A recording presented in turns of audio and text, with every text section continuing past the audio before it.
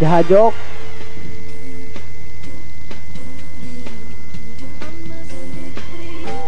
Now being loaded.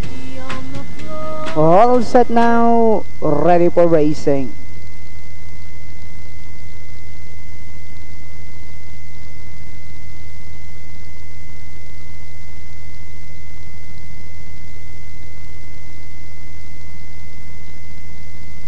Racing just is started. We have beautiful maze break, quick clear start, moving up now on the outside. Southern Burst, Grace Farboy, and on the outside comes my San Diego. Potomac River in the middle portion comes entry number 9, and this one is Hajok.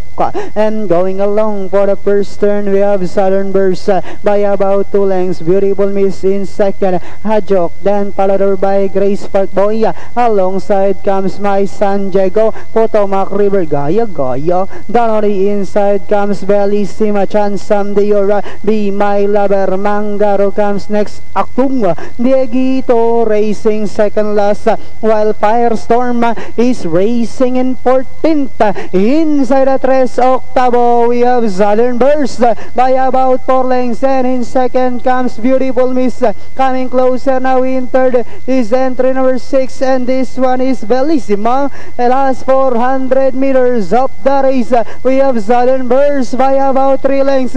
Beautiful Miss coming closer into this Bellissima. Grace Farboy as they swing for home. We have Southern Burst is still in control, maintaining a 4 lengths lead, and in second remains Beautiful Miss with about 100 meters of the race. Southern Burst followed by Beautiful Miss, Bellissima, and finally it's Southern Burst. Second is Beautiful Miss, then comes Bellissima, Gaya, close Dieguito, and number 10 Grace Farboy.